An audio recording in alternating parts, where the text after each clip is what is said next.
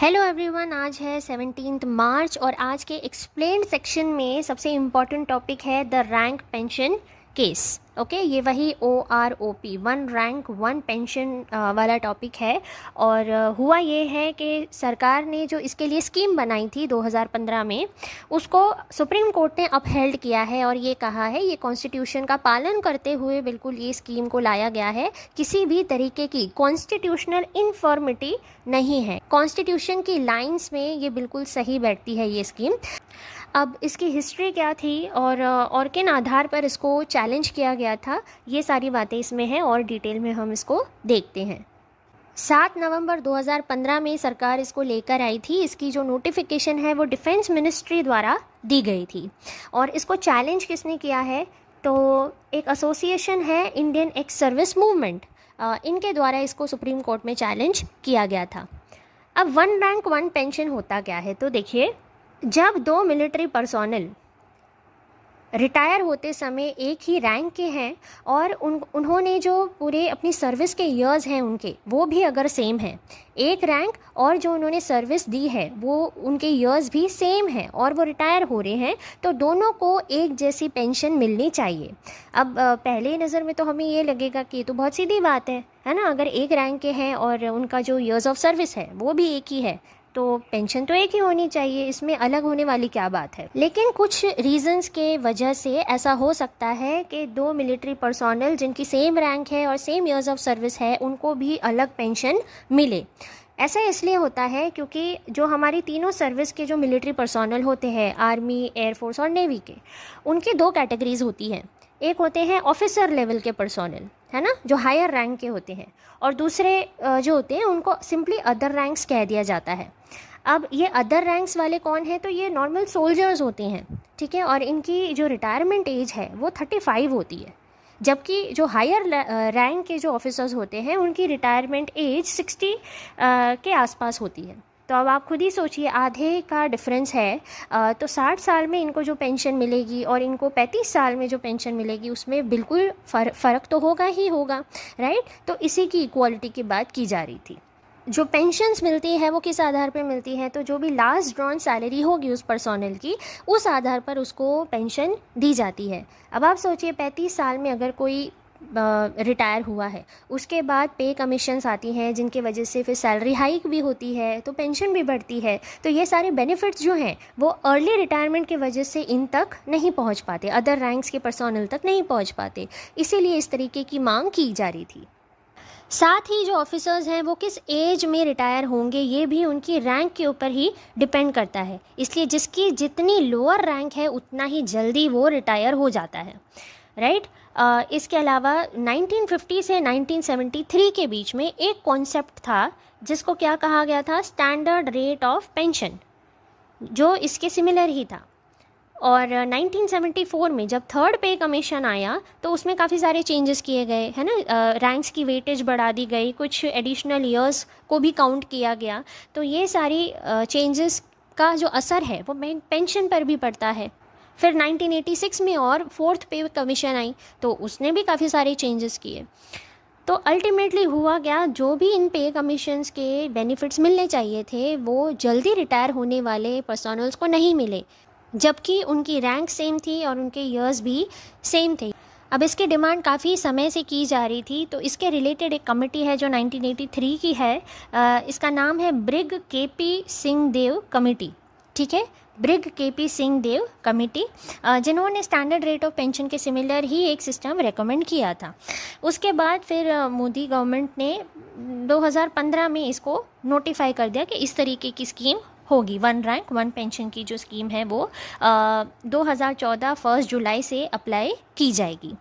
और देखिए, सोल्जर्स जल्दी रिटायर क्यों होते हैं, क्योंकि एक तो कंट्री को यंग मिलिट्री पर्सोनल चाहिए, है ना। अब उनकी लोअर रैंक होने की वजह से क्या हो जाता है, वो जल्दी रिटायर हो जाते हैं, लेकिन इसका ये मतलब तो नहीं ना कि उनको पेंशन कम मिले। उन्होंने अपनी ज़िंदगी के इतने जो इम्पोर्टेंट ईयर्स होते हैं वो देश की सेवा में लगाए हैं, अपने फैमिली से दूर रहकर, राइट। तो वो भी इस चीज़ के इक्वल हकदार हैं, है ना। तो उनको खामियाजा ना भुगतना पड़े, इसलिए इस तरीके की स्कीम को लाया गया था। अब एक क्वेश्चन था फाइनेंस को पूरा करना, कि भाई इतना सारा जो पैसा है वो तो पेंशन के रूप में ही चला जा रहा है, तो इस फाइनेंस को आप कैसे पूरा करेंगे या कैसे इतना खर्चा उठा सकेंगे।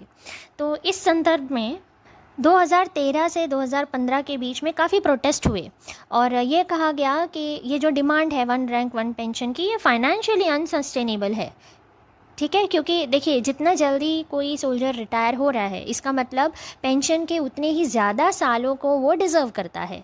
तो इस क्वेश्चन पर parliamentary standing committee on defence ने एक रिपोर्ट सबमिट की और उसमें इन सारी चीज़ों को बताया गया कि नहीं, हम इसका खर्चा उठा सकते हैं। और सारी मिनिस्ट्रीज़ में से अगर हम देखें तो डिफेंस मिनिस्ट्री का जो बजट है वो सबसे हाईएस्ट होता है। देखिए अभी की ही अगर हम बात करें 2019-2020 की, तो पेंशन्स पे करीब 1.18 लाख करोड़ रुपया मिनिस्ट्री का खर्च हो चुका है।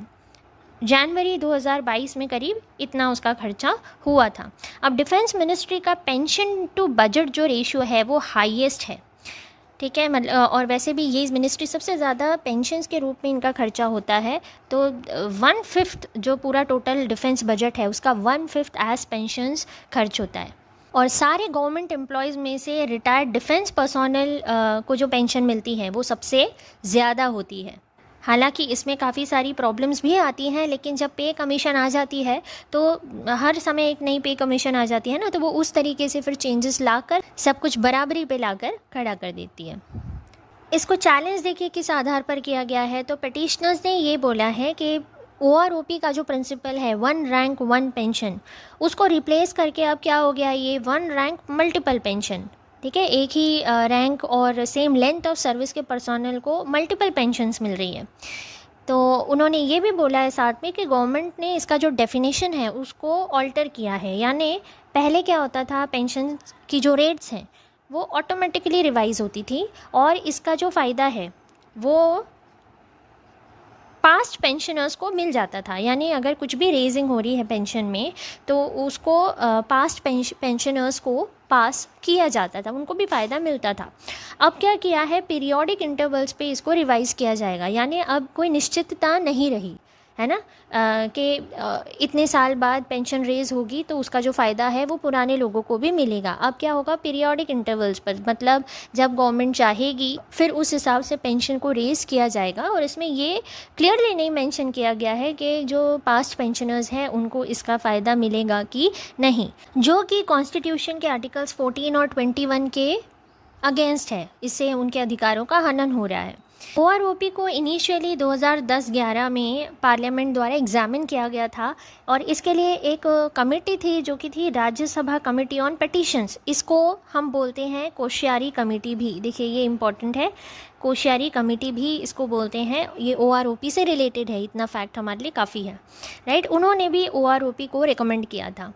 अब इस पैनल ने OROP को यूनिफॉर्म पेंशन के रूप में डिफ़ाइन किया गया था और आर्म्ड फोर्सेस को सेम रैंक वाले आर्म्ड फोर्सेस में जो पर्सोनल हैं और सेम लेंथ ऑफ सर्विस वाले जो हैं उनको एक जैसी ही पेंशन दी जाएगी irrespective of their date of retirement. वो कब रिटायर हो रहे हैं उससे फ़र्क नहीं पड़ता है, सेम रैंक के हैं और सेम लेंथ ऑफ सर्विस है तो उनको इक्वल पेंशन ही दी जानी चाहिए, ऐसा इस कमेटी ने रेकमेंड किया था। उसके बाद 2014 में ही फरवरी में, जब कांग्रेस की ही सरकार थी, UPA गवर्नमेंट थी, उन्होंने इसको एक्सेप्ट किया था और इसको इम्प्लीमेंट करने की बात भी मान ली थी फ्रॉम 2014-15।